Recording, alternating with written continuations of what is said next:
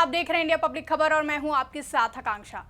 राज्यसभा में संविधान पर चर्चा के दौरान विपक्ष को जवाब देते हुए केंद्रीय गृह मंत्री अमित शाह ने संविधान निर्माता डॉक्टर भीमराव अंबेडकर को लेकर जो बयान दिया था उस पर पूरे देश की राजनीतिक बयानबाजी का बाजार गर्म हो चुका है। ऐसे में बहुजन समाज पार्टी के अध्यक्ष और पूर्व मुख्यमंत्री मायावती भी इस बयान को लेकर पूरी तरह से एक्टिव हैं और बाबा साहेब भीमराव अंबेडकर पर गृह मंत्री अमित शाह के बयान के साथ ही कांग्रेस और बीजेपी की तरफ से लगातार जारी बयानबाजी को लेकर बसपा सुप्रीमो फायर हो चुकी हैं। बता दें कि इस पूरे मामले को लेकर बसपा सुप्रीमो मायावती की तरफ से लगातार प्रतिक्रिया सामने आ रही हैं। इसी बीच आज फिर सोशल मीडिया प्लेटफॉर्म एक्स पर पोस्ट करते हुए बसपा सुप्रीमो मायावती ने ऐसा बयान दिया जिससे ये ही साफ नहीं हो पा रहा है कि वो अमित शाह के बयान का बचाव कर रही हैं या फिर कांग्रेस सांसद राहुल गांधी की आलोचना कर रही हैं। लेकिन इस पूरे मुद्दे पर कांग्रेस और बीजेपी में जोर आजमाइश जरूर जारी है।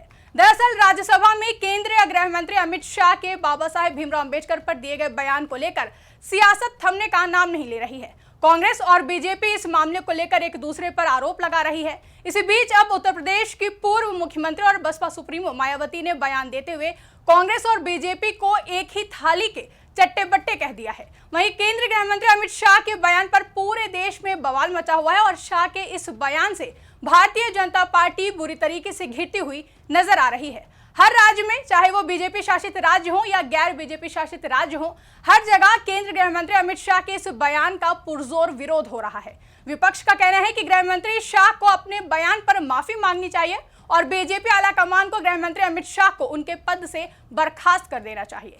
यानी कि अब ये मामला बेहद गंभीर हो गया है और इतना गंभीर है कि बीजेपी अब विपक्ष की घेरे में बुरी तरह से फंसी हुई नजर आ रही है। इसी बीच अब इस मामले को लेकर बसपा सुप्रीमो मायावती ने एक बार फिर बीजेपी और कांग्रेस को आड़े हाथों ले लिया है। बसपा सुप्रीमो ने back to back X post में लिखा है कि परम पूज्य बाबा साहेब डॉक्टर भीमराव अंबेडकर का श्री अमित शाह द्वारा संसद में किए अनादर को लेकर देश भर में लोगों में भारी आक्रोश, लेकिन उनकी उपेक्षा व देश हित में उनके संघर्ष को हमेशा आघात पहुंचाने वाली कांग्रेस पार्टी का इसको लेकर उतावलापन, विशुद्ध छलावा व स्वार्थ की राजनीति है। बाबा साहेब का नाम लेकर उनके अनुयायियों के वोट के स्वार्थ की राजनीति करने में कांग्रेस व भाजपा आदि पार्टियां एक ही थाली के चट्टे बट्टे हैं व बाबा साहेब के आत्मसम्मान के कारवां को आगे बढ़ने से रोकने के लिए सभी पार्टियां बीएसपी को आघात पहुंचाने के षड्यंत्र में लगी रहती हैं। वहीं एक अन्य पोस्ट में बसपा सुप्रीमो ने समाजवादी पार्टी को भी आड़े हाथों लिया, जिसमें सपा द्वारा हाल ही में कई जिलों और संस्थाओं के नाम बदलने का आरोप लगाया गया और लिखा कि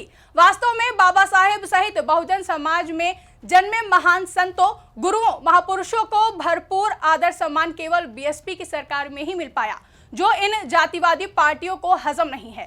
खासकर सपा ने तो द्वेष के तहत नए जिले, नई संस्थाओं व जनहित योजनाओं आदि के नाम भी बदल डाले। एक और जहां बसपा सुप्रीमो मायावती ने कांग्रेस और बीजेपी समेत सपा को एक ही थाली के चट्टे बट्टे बताते हुए हमला बोला और सभी पार्टियों पर बीएसपी को आघात पहुंचाने के षड्यंत्र रचने का आरोप भी लगाया।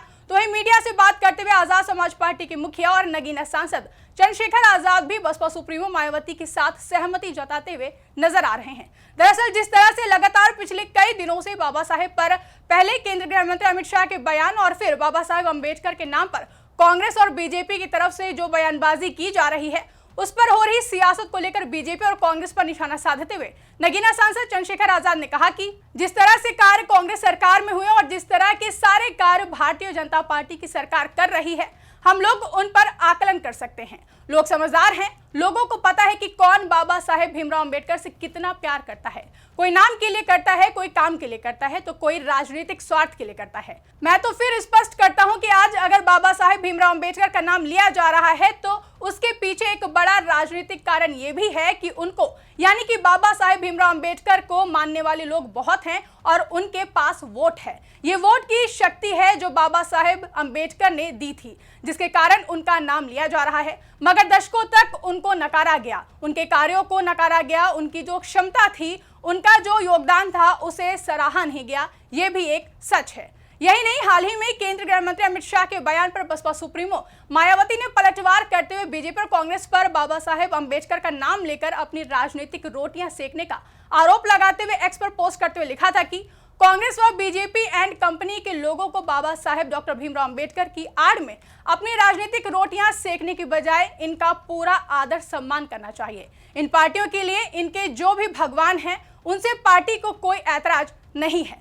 बसपा सुप्रीमो के इस बयान का समर्थन करते हुए मीडिया को जवाब देते हुए नगीना सांसद चंद्रशेखर आजाद ने कहा कि बिल्कुल सही, इसमें तो कोई दो राय नहीं है। बहन जी की ये बात बिल्कुल सही है।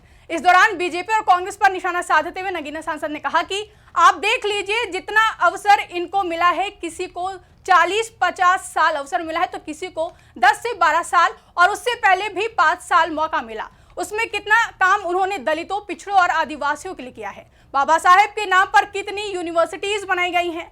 दलित और पिछड़े वर्ग के लोगों को आरक्षण से लेकर कितनी सुविधाएं दी हैं। उनके गांव में कितने अंबेडकर ग्राम बनाए गए हैं। लोगों को कितने रोजगार के अवसर प्रदान किए गए हैं। कितनी हायर एजुकेशन और स्कॉलरशिप दी गई है। ये सब सबके सामने है। आगे नगीना सांसद ने कहा कि दोनों तरफ अपने फायदे नुकसान को देखकर काम किया जा रहा है।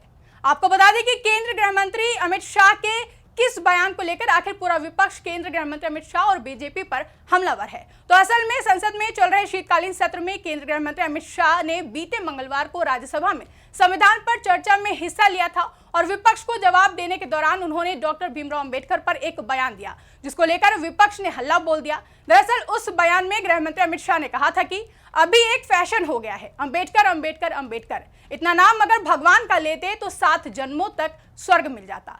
लेकिन आपको यह भी बता दें कि ये इस बयान का जो वीडियो सामने आया है, जिसे लेकर विपक्ष लगातार हमलावर है, उसमें दिख रही क्लिप में गृह मंत्री अमित शाह का सिर्फ इतना ही बयान है जो कि अधूरा है। बल्कि इसके आगे गृह मंत्री अमित शाह ने अपनी बात पूरी करते हुए कहा था कि अच्छी बात है, हमें तो आनंद है कि अंबेडकर का नाम लेते हैं। अंबेडकर का नाम अभी आप 100 बार ज्यादा लो, लेकिन अंबेडकर जी के प्रति आपका भाव क्या है ये मैं बताना चाहता हूं। अंबेडकर जी को देश की पहली कैबिनेट से इस्तीफा क्यों देना पड़ा।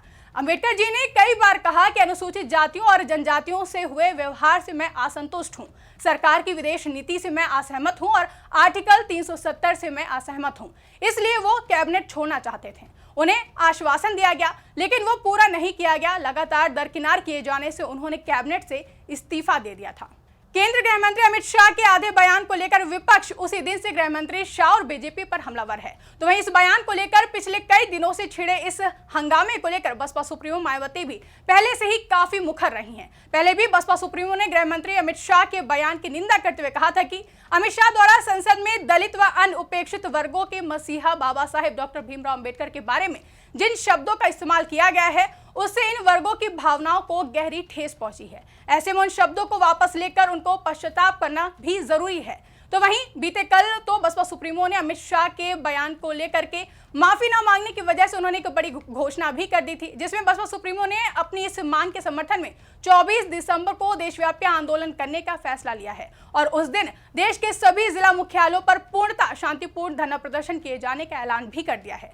साफ है कि बाबा साहेब पर केंद्रीय गृह मंत्री अमित शाह के बयान को लेकर न सिर्फ कांग्रेस बल्कि बसपा सुप्रीमो मायावती पूरी तरह से बीजेपी पर तो हमलावर हैं ही, साथ ही कांग्रेस और सपा पर भी जमकर निशाना साधने में लगी हुई हैं। ऐसे में देखना दिलचस्प होगा कि सत्ता पक्ष और विपक्ष के बीच छिड़ा ये मुद्दा अभी और कितना आगे तक जाता है और 24 दिसंबर को बसपा की तरफ से होने वाले विरोध प्रदर्शन में क्या हंगामा देखने को मिलेगा। फिलहाल बसपा सुप्रीमो के इस बयान पर आपकी क्या राय है, कमेंट करके हमें जरूर बताएं। साथ ही ऐसी ही तमाम बड़ी खबरों के लिए हमारे YouTube चैनल को सब्सक्राइब करना ना भूलें।